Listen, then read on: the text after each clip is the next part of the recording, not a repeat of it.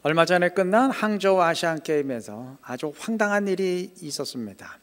우리나라 남자 롤러스케이팅 대표팀이 3000m 계주에서 은메달을 땄는데, 사실 이 경기는 은메달을 땄다기보다는 금메달을 날렸다는 표현이 더 어울리는 경기입니다. 언론에서 크게 보도되었기 때문에 이게 무슨 내용인지 아시는 분이 많으실 겁니다. 이 경기에서 우리나라의 마지막 주자인 정아무개 선수가 줄곧 1등으로 달렸고, 두 팔을 들고 기쁨의 세레모니를 하면서 결승점을 통과했어요. 자, 마지막 주자가 들어오자 3명의 한국 선수들은 모두 금메달을 딴 기쁨의 태극기를 흔들며 환호했는데, 얼마 지나지 않아 이들의 얼굴은 창백하게 얼어붙었습니다. 전광판에 뜬 1등 국가가 대한민국이 아니고 대만이었던 겁니다. 우리나라 선수들은 경악을 했고 대만 선수들도 깜짝 놀랐는데, 비디오 판독 결과 우리나라의 마지막 주자가 결승점 앞에서 자세를 풀고 만세를 부르는 바로 그 순간, 뒤따르던 대만 주자가 혼신의 힘을 다해 발을 내밀어서 불과 0.01초 차이로 먼저 들어왔던 겁니다. 우리나라는 아시안게임에서 금메달 따면 병역 혜택을 받고 군대 가지 않아도 되는데, 이 실수로 이들은 금메달도 놓쳤고 병역 혜택의 기회도 다 날려버렸어요. 이게 얼마나 황당하고 어이가 없었겠습니까? 이 경기에서 마지막까지 포기하지 않고 발을 내밀어서 기적의 금메달을 딴 대만 선수는 경기 후 인터뷰에서 이런 우승 소감을 밝혔습니다. 상대가 축하하는 동안 나는 여전히 싸우고 있었습니다. 누군가 그랬죠? 끝날 때까지는 끝난 게 아니라고. 예, 맞아요. 끝날 때까지는 끝난 게 아닙니다. 마지막까지 마무리를 해야 합니다. 영화 기생충으로 아카데미 영화제에서 사관왕에 올랐던 봉준호 감독의 별명은 봉테일입니다. 여러분 인터넷에 봉테일 검색하면 계속 봉준호 감독의 이름이 뜹니다. 디테일한 부분까지 그냥 지나치지 않고 마지막까지 최선을 다해서 마무리를 하기에 붙여진 별명이에요. 물론 최선을 다해, 마지막까지 최선을 다한다고 다 대가가 되는 건 아니겠죠. 그러나 대가가 된 사람 가운데, 일을 이뤄낸 사람 가운데 끝까지 최선을 다하지 않는 사람은 아무도 없을 겁니다. 출애굽한 이스라엘은 드디어 가데스 바네아에서 가나안 땅 바라보게 됐습니다. 이들은 일시에 애굽을 떠났고 홍해를 다 같이 건넜고 광야길 다 걸어왔어요. 다 끝났어요. 이제 다 됐어요. 남은 건 딱 하나입니다. 가나안 땅에 들어가기만 하면 돼요. 그런데 이 마지막 순간에 이들은 우리 저 땅에 못 들어간다, 애굽으로 돌아가자 하면서 포기했어요. 그 뒤의 결과는 다 아시죠? 마지막 마무리의 실패는 그동안의 모든 것을 다 무효로 만들었어요. 이들은 광야를 40년 방황하다 죽었는데 광야 방황하려고 출애굽한 건 아니지 않습니까? 40년 뒤 이들의 자녀 세대는 요단을 건너 가나안에 들어갔습니다. 그리고 가나안 정복을 시작했는데 첫 정복지가 여리고성입니다. 이들은 하나님의 명령대로 여리고성을 하루에 한 바퀴씩 6일을 돌았고 마지막 날은 7바퀴 돌았어요. 다 순종했어요. 여리고성은 무너졌고 이들은 승리했습니다. 다 됐죠. 그런데 그 마지막 마무리를 제대로 못했어요. 승리한 뒤 아무것도 전리품으로 취하지 말라는 하나님의 냉엄한 명령을 어기고 아간이 전리품을 취했습니다.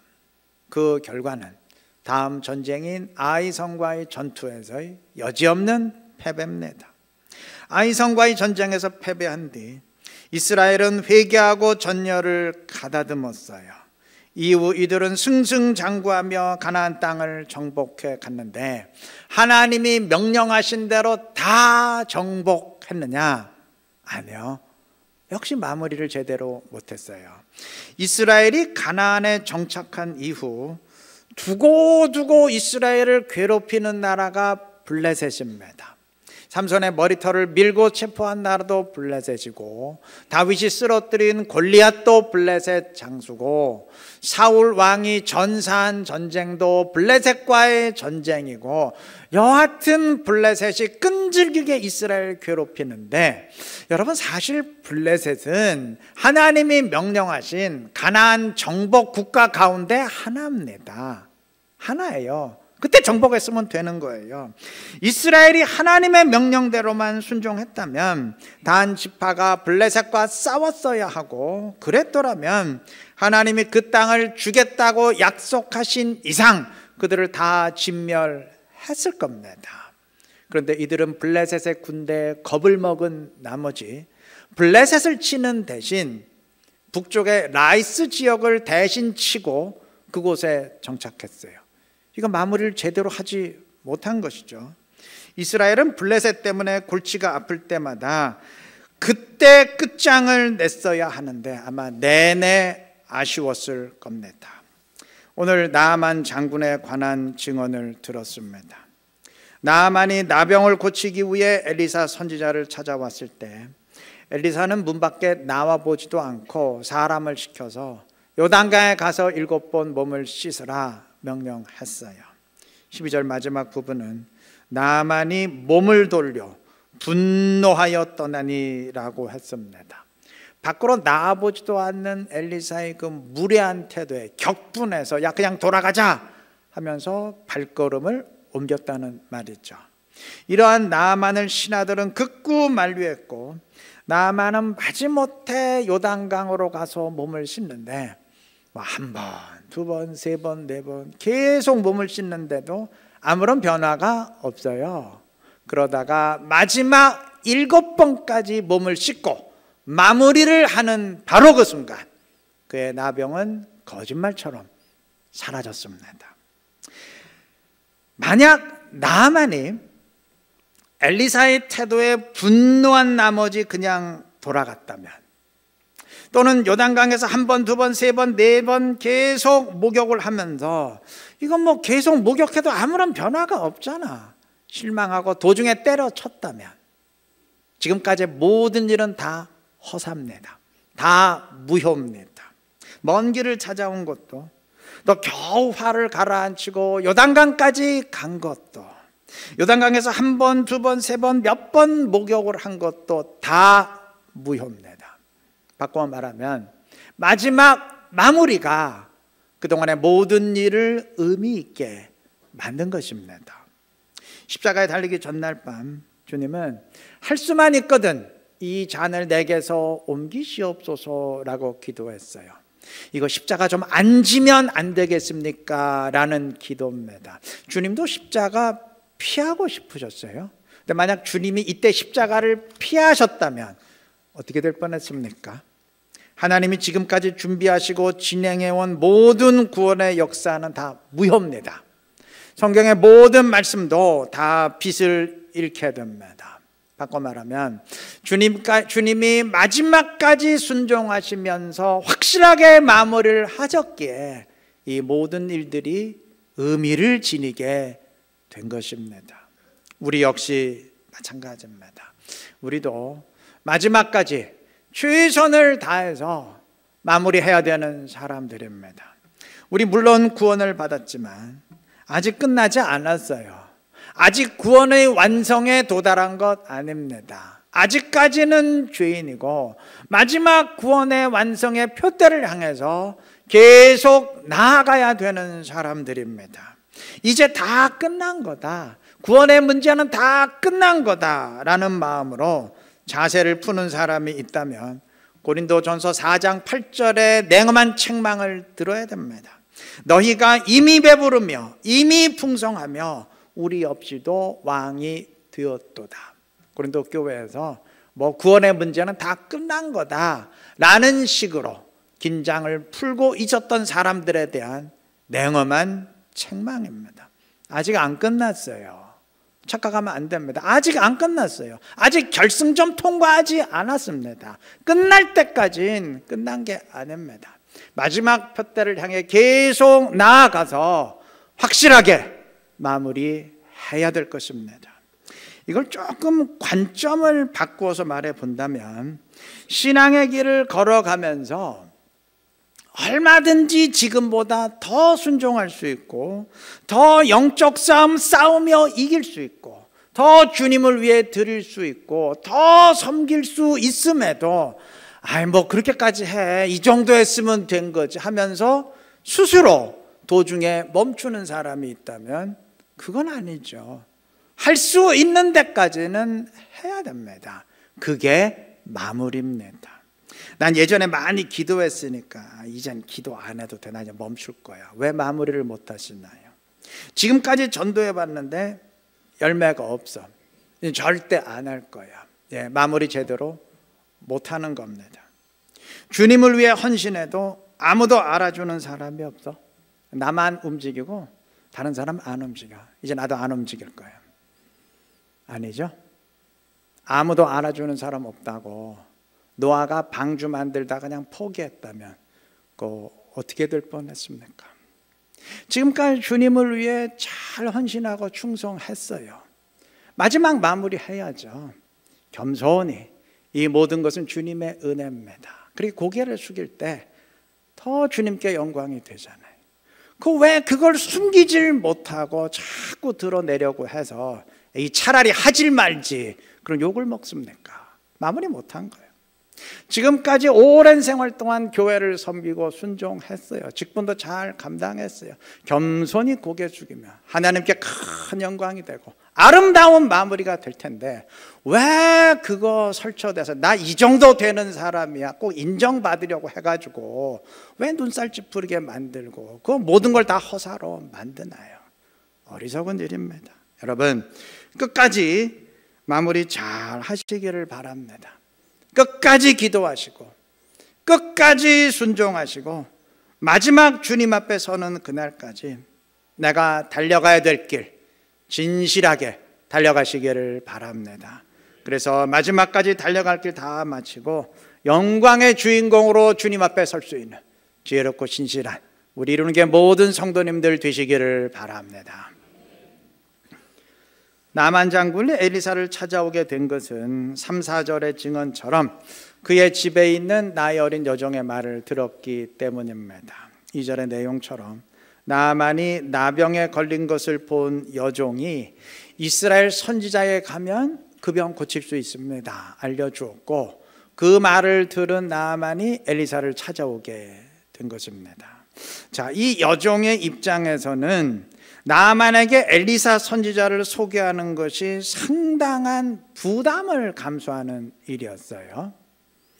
엘리사를 만난 나만이 병을 고침받을 수도 있지만 자칫하면 모든 게 다 틀어질 수 있습니다.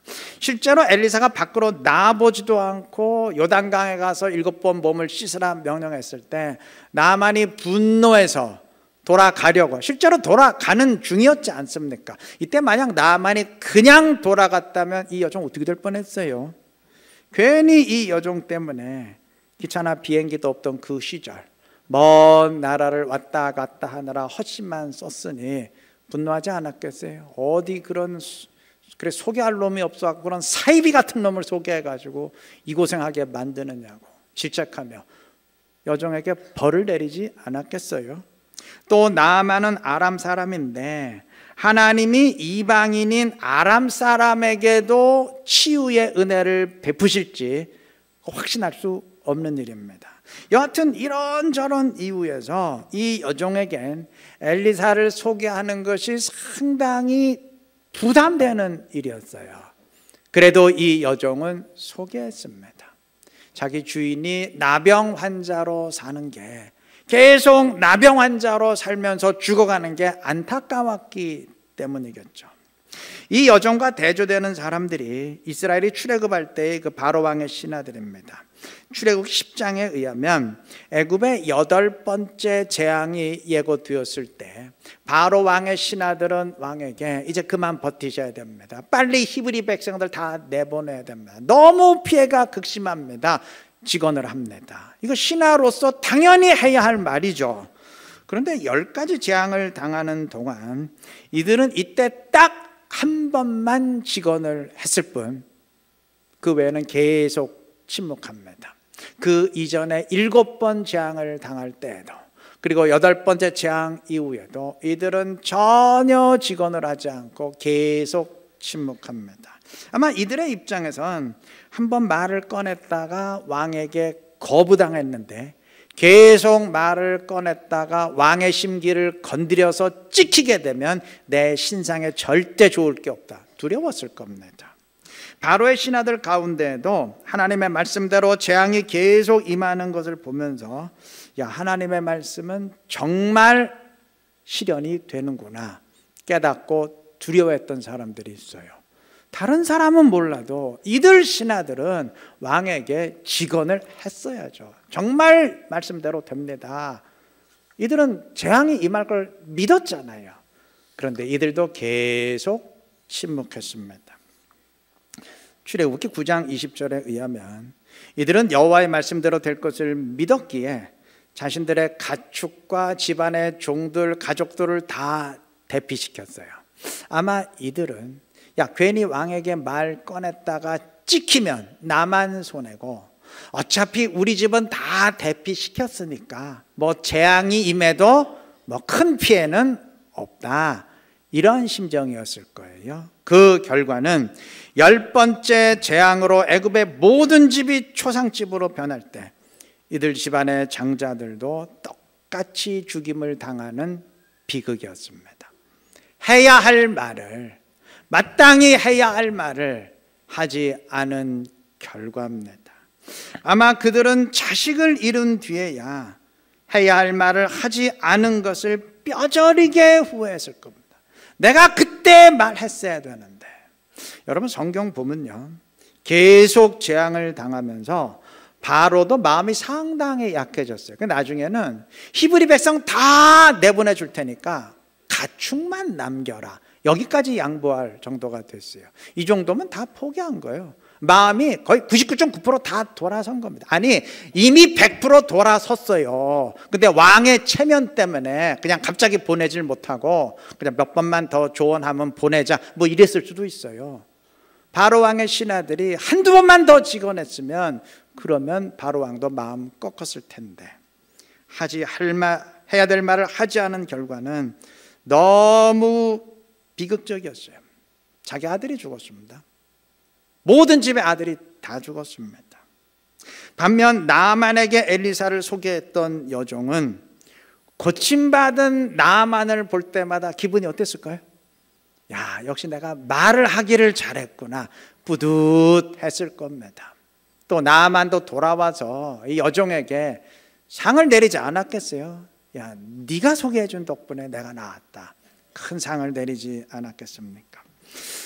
오늘 제가 이런 얘기하는 이유가 있습니다. 다들 지금 짐작들 하실 거예요. 여러분, 우리에게도 해야 할 말이 있습니다.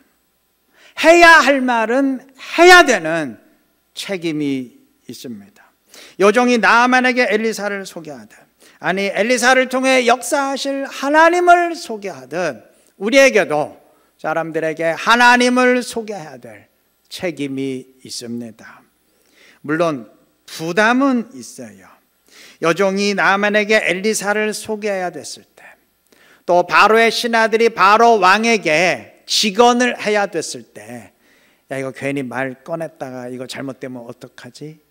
부담이 있었듯이 우리에게도 야, 이거 괜히 교회 오라고 소개했다가, 주님을 소개했다가 이거 분위기 썰렁해지면 어떡하지? 이 사람과의 관계가 서먹서먹해지면 어떡하지 하는 부담이 있을 수 있습니다. 그래서 교회가 봄의 셀 행복축제와 이번 가을에 교구별 가을 초청잔치를 기획한 것입니다. 그냥 난데없이 불쑥 야, 너 교회 좀 나오라, 이렇게 말을 꺼내기엔 참 쑥스럽고 용기가 나지 않으니까 이런 행사를 통해서 자연스럽게 말을 건넬 수 있도록 기획한 것입니다. 1, 2교구는 이번 주 토요일이죠. 이런 기회를 잘 활용하시기 바랍니다. 단, 아무리 이런 행사를 마련했어도 그래도 여러 가지 이유에서, 어떤 사람은 주어진 그 사람과의 관계 때문에, 또 어떤 사람은 워낙 내성적인 성격 때문에 교회를 소개하는 것이 상당히 부담되는 사람이 있을 수 있습니다. 그건 감당해야 됩니다.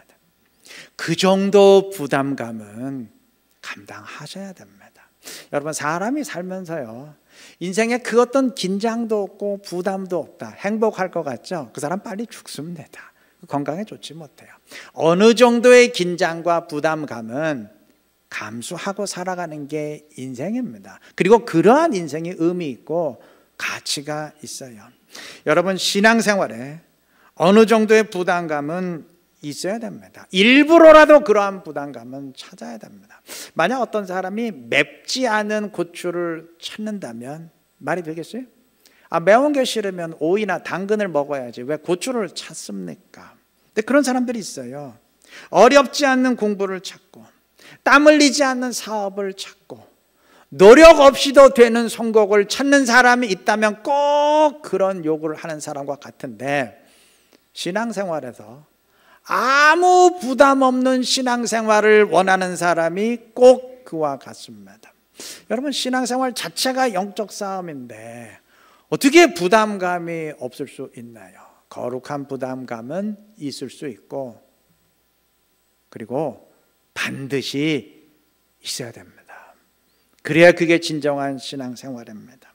여종이 나아만에게 엘리사를 소개할 때 나아만이 이방인이기에 하나님이 은혜를 베풀지 않으시면 어떡하나, 나아만이 이스라엘에 가서 엘리사 선지자를 만났는데도 그냥 나병 환자로 돌아오면 어떡하나 하는 부담감이 있었을 거예요. 그럼 나는 어떻게 되지? 그럼 부담감이 있었을 겁니다. 아니, 아예 처음부터 나아만이 내가 찾아갈 놈이 없어갖고 그 이스라엘 촌동네 듣도 보도 못한 놈을 찾아간단 말이냐, 무시할 가능성도 있어요. 그래도 이 여종의 마음속엔 한 가지 믿음이 있었어요. 일이 어떻게 진행될지는 모르겠지만 여하튼 우리 주인 나아만이 엘리사에게 가서 하나님의 은혜를 체험하기만 하면 나병쯤은 바로 낫는다, 이 믿음이 있었어요. 그러한 기대감에서 말을 꺼냈던 겁니다. 우리에게도 그런 믿음과 기대감이 있지 않습니까? 내가 교회로 사람을 초청한다고 해서 그 사람이 과연 응할지는 장담할 수 없어요. 또 응해서 교회로 온다고 해서 과연 마음을 열고 복음을 받아들일지 사실 장담하기 힘듭니다. 통계로 보면 성공할 확률보다는 실패 확률이 10배, 20배, 30배 훨씬 더 높은 게 사실이에요. 불투명합니다. 그러나 여하튼 우리에게는 믿음이 있어요. 그 사람이 마음을 열고 복음을 받기만 한다면 그의 영원한 문제는 해결된다. 그 사람 나에게 감사하게 될 것이고 나를 영원한 생명의 은인으로 여기게 될 것이다 라는 믿음이 있어요. 그 믿음이 있기에 복음을 권하는 것입니다. 그리스도인으로서 해야 할 말은 하는 우리가 되시기를 바랍니다. 거룩한 부담감은 감수하시는 그리스도인 되시기를 바랍니다. 그래서 그리스도인의 사명을 감당하면서 주님의 뜻을 주님과 함께 이루어가는 주님의 동역자로 살아갈 수 있는 지혜롭고 신실한 우리 이루는 교회 성도님들 다 되시기를 그리스도의 이름으로 축원합니다.